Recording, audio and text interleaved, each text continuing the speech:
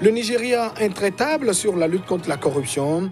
Un ancien ministre de la Justice incarcéré vient de bénéficier d'une libération sous caution. Il est poursuivi dans le cadre d'un scandale pétrolier s'élevant à plus d'1 milliard de dollars. Le Tchad, toujours sous la menace djihadiste, une attaque du groupe Boko Haram a coûté la vie à 4 personnes. L'assaut a eu lieu près du lac Tchad, nouveau lieu de prédilection de la secte islamiste. Et puis, les dirigeants africains se préoccupent à leur tour de la situation en Libye. Une réunion des chefs d'État du continent a lieu ce jeudi à Brazzaville. L'Union africaine s'apprête à organiser un sommet sur le conflit en Libye. Voilà pour le sommaire de cette édition. Merci de nous choisir pour vous informer. Au Nigeria, le gouvernement de Muhammadu Buhari poursuit la lutte contre la corruption. Un ancien ministre de la République vient de bénéficier d'une liberté sous caution. L'homme était poursuivi dans un scandale de corruption présumé s'élevant à plus d'1 milliard de dollars. Les détails. Un tribunal de la capitale du Nigeria, Abuja, a ordonné la libération de Mohamed Adoke, ministre de la Justice de 2010 à 2015. C'était alors qu'il était dans l'attente de son jugement et de celui de ses 2 co-prévenus. Il a dû verser une caution de 126 000 €. Le tribunal a ensuite ajourné le procès au 26 mars.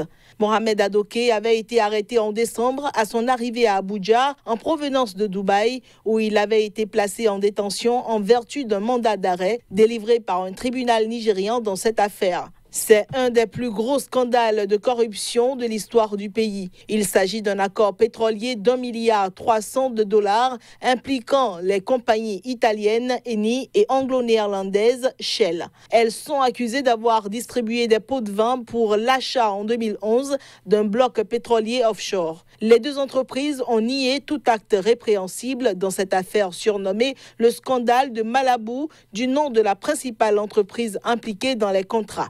Quant à l'ancien ministre de la Justice qui plaide non coupable, il est accusé de blanchiment d'argent et d'avoir touché un pot de vin de 750 000 €. L'ancien ministre du pétrole, Dan Etete, qui fait également l'objet d'un mandat d'arrêt nigérian, est toujours recherché dans le cadre du même scandale.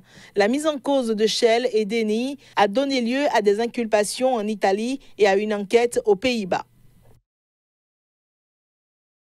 Et au Cameroun, la campagne électorale pour les élections législatives et municipales se poursuit. Le parti de Cabral Libi, ancien candidat à la dernière élection présidentielle, est dans la dynamique d'une campagne à l'américaine, des bus à l'effigie du candidat sillonnant la ville de Douala, du porte-à-porte, en passant donc par les défilés motorisés.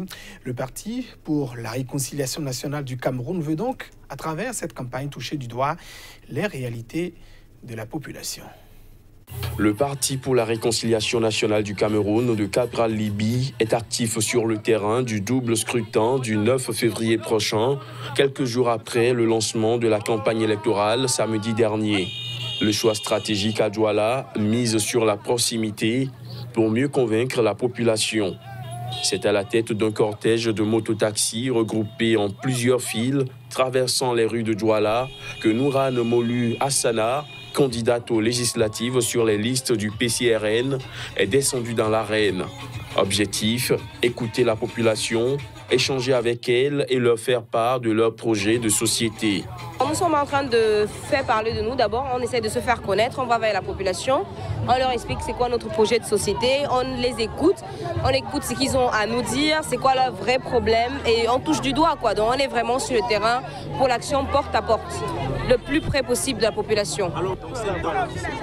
Alors notre programme est vraiment vaste, mais il est plus axé sur la santé, sur l'éducation, sur le lotissement, sur par exemple les foster house qui est notre projet pilote, sur le foncier, donc il y a pas mal d'articles. J'aurais bien pu parler de tout ça si vous avez le temps. Si vous avez le temps, je vous explique tout. L'option de la proximité n'a pas tardé à porter des fruits.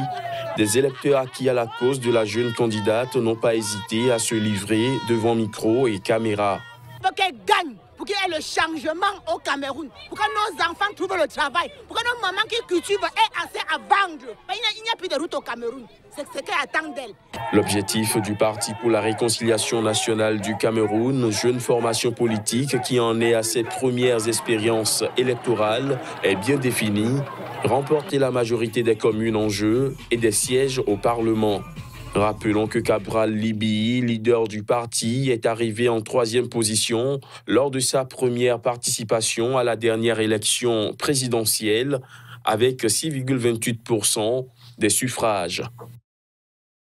Direction à présent la Centrafrique, plus précisément à Bria, où la région fait face donc à une nouvelle flambée de violence. Le week-end dernier, des combats meurtriers ont opposé des miliciens de différentes ethnies. Plus personne ne se sent donc en sécurité dans le pays. Ce regain de violence qui a opposé des miliciens membres de l'ethnie Runga à ceux des ethnies Kara et Goula a fait des dizaines de morts dans cette ville diamantifère au cœur de convoitises et de conflits Bria. La ville n'avait plus connu de tels affrontements depuis la signature d'un accord de paix entre le gouvernement centrafricain et 14 groupes armés le 6 février. Mais cette fois, une partie des combattants des deux bords sont issus des mêmes rangs, ceux du Front populaire pour la renaissance de la Centrafrique. Le plus grand groupe armé du pays rassemblait à sa création en 2014 plusieurs ethnies originaires du nord-est qui s'affrontent désormais.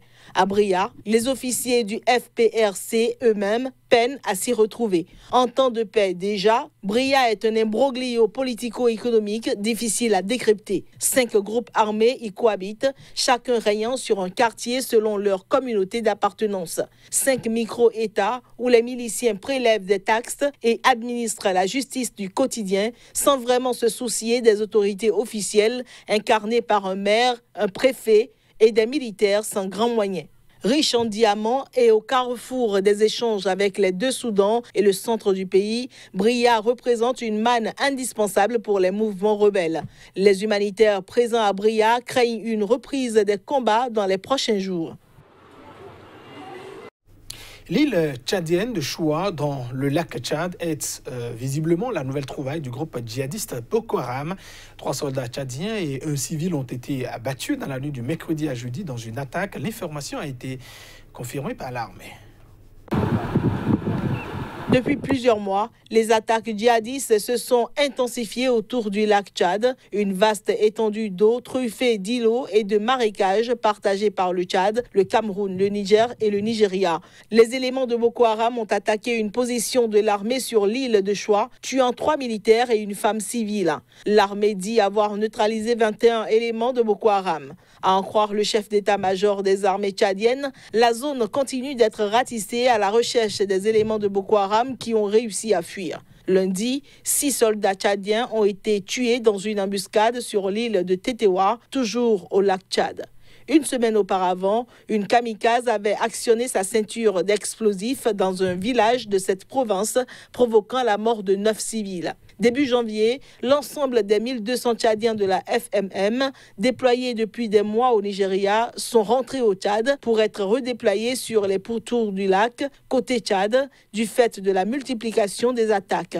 La recrudescence des attaques ces derniers mois a provoqué une dégradation de la situation humanitaire, augmentant considérablement le nombre de déplacés dans cette zone déjà considérée comme une des plus pauvres du monde et en proie depuis des années à des groupes criminels. Et puis le conflit en Libye préoccupe les décideurs africains. Des leaders du continent ont tenté à leur tour ce jeudi de trouver des solutions à cette situation. C'était lors d'une rencontre qui s'est tenue donc à Brazzaville. Un sommet de l'Union africaine sur le sujet se prépare. Les 2 protagonistes du conflit en Libye étaient absents à l'ouverture des travaux de réflexion aux côtés du président de la Commission de l'Union africaine. Les assises sont conduites par Moussa Faki Mahamat et le représentant de l'ONU pour la Libye, Ghassan Salamé. L'objectif poursuivi par cette réunion est la recherche de solutions en vue de la résolution de la crise libyenne, telle que recommandée par la dernière conférence de Berlin. D'après une source diplomatique, le chef du gouvernement d'union va participer à une réunion à huis clos. Quant au maréchal Haftar, qui contrôle l'est de la Libye, ses délégués seront également reçus séparément à huis clos, selon la même source. Prennent part à cette rencontre les présidents du Congo-Brazzaville, de la Mauritanie et de Djibouti. Le nouveau président algérien Abdelmadjid Tebboune s'est fait représenter par son premier ministre Abdelaziz Djirad. Entre-temps, la mission des Nations Unies en Libye a déclaré dimanche la poursuite des violations de l'embargo sur les armes en Libye, malgré les engagements pris lors de la conférence à Berlin le 19 janvier. La Turquie soutient ouvertement le gouvernement d'union et a récemment autorisé l'envoi de militaires en Libye. À l'est, le maréchal Haftar est soutenu par la Russie, les Émirats arabes unis et l'Égypte. Cette réunion de Brazzaville doit permettre de réaffirmer la position de toute l'Afrique, celle qui consiste à privilégier le dialogue interlibyen dans la recherche de la solution au conflit avant tout processus électoral, d'après le communiqué de la présidence congolaise. Les pays africains prennent des mesures pour éviter tout cas de contamination du coronavirus. Les populations sont invitées à restreindre certains de leurs déplacements vers la Chine. Pour l'heure, le continent reste épargné par ce virus. Les Nigérians qui souhaitent se rendre en Chine sont invités à reporter leur voyage s'il n'est pas absolument indispensable, a annoncé mercredi le ministre de la Santé. Toute personne venant de Chine et ne présentant pas les symptômes du virus est invitée à se confiner en restant chez elle pendant 2 semaines, a-t-il ajouté. La Guinée équatoriale, qui entretient des liens économiques forts avec Pékin depuis qu'elle s'est lancée dans une politique de grands travaux, avec les revenus de l'or noir, a décidé pour sa part d'appliquer une mesure d'isolement systématique pour empêcher toute propagation du coronavirus. Le Premier ministre a ainsi ordonné la mise en place d'un dispositif de contrôle dans les aéroports pour tous les passagers en provenance de la République populaire de Chine qui seront placés en quarantaine durant 14 jours, correspondant à la durée d'incubation de la maladie. En Mauritanie, c'est l'ambassade de Chine qui a demandé à ses ressortissants récemment arrivés ou revenus en Mauritanie de rester confinés pendant 14 jours au moins pour empêcher la propagation éventuelle du nouveau coronavirus. Ces 14 jours représentent le haut de la fourchette d'incubation, plutôt estimée de 2 à 10 jours, par l'Organisation mondiale de la santé. Le nouveau coronavirus a déjà contaminé près de 6000 personnes, principalement en Chine, d'où s'est propagée l'épidémie, qui a déjà tué 132 personnes. Une quinzaine de pays ont aussi été touchés, dont les États-Unis, la France et les Émirats arabes unis. Mesdames, Messieurs, ainsi prend fin cette édition. Merci à vous de l'avoir suivi. Restez fidèles au programme de votre télévision Sika TV. Au revoir.